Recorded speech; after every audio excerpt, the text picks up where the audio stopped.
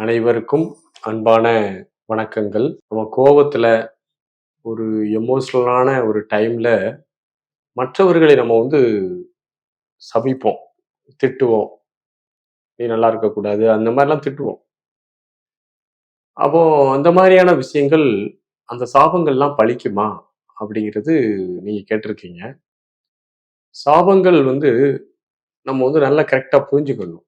இப்ப நான் எனக்கு சில விஷயங்கள் பிடிக்கும், பிடிக்காது. இது என்னுடைய தனிப்பட்ட ஒரு கருத்து இருக்கும்.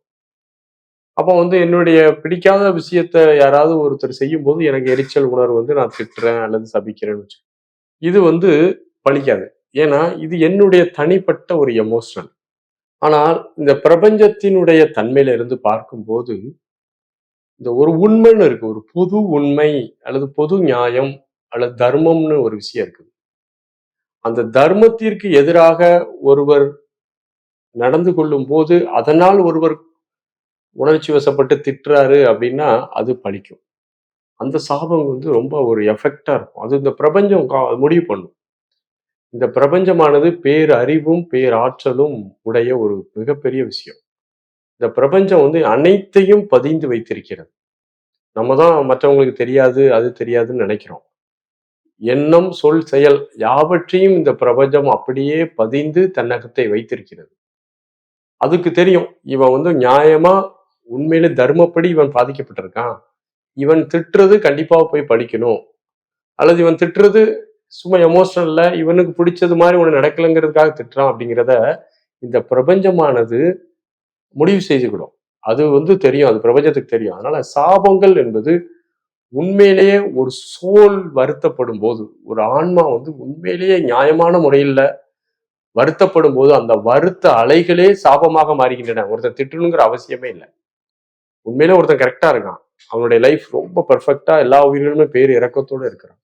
அவனை வேணுக்குனே ஒருவர் கஷ்டப்படுத்தும் போது, அவர் திட்டலாம் மாட்டாரு. அவருடைய மனப்பக்குவத்தின் காரணமாக அவர் திட்டலாம் மாட்டாரு. ஓகே, அறியாமையில் செய்கிறார்கள் அப்படின்னு சொல்லிட்டு விட்டுருவாரு. ஆனால் அவருடைய உயிர் வேதனைப்படுகிறது என்றால், அந்த வருத்தப்படுகிறது என்றால், அந்த வருத்த அலைகள் மிகவும் ஆபத்தானவை. அந்த வருத்த அலைகளே சாபத்தை விட மிக கொடிய ஒரு பலனை தரக்கூடியது. ஆகவே நல்லவர்களை எக்காரணத்தை கொண்டு நம்ம கஷ்டப்படுத்திடக்கூடாது. அவர் வருத்தப்பட்டுட்டாருன்னா, அந்த வருத்த அலைகள் ஒருத்தரை அப்படியே உட்கார வச்சிடணும்.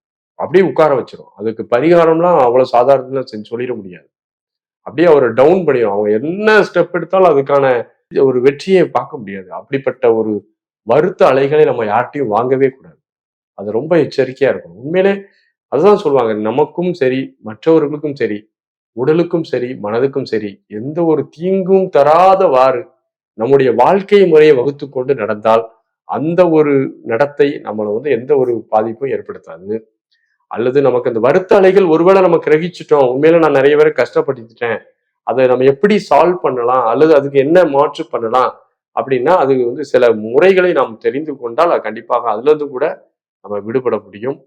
அனைவருக்கும் வாழ்த்துகள். நன்றி, வணக்கம்.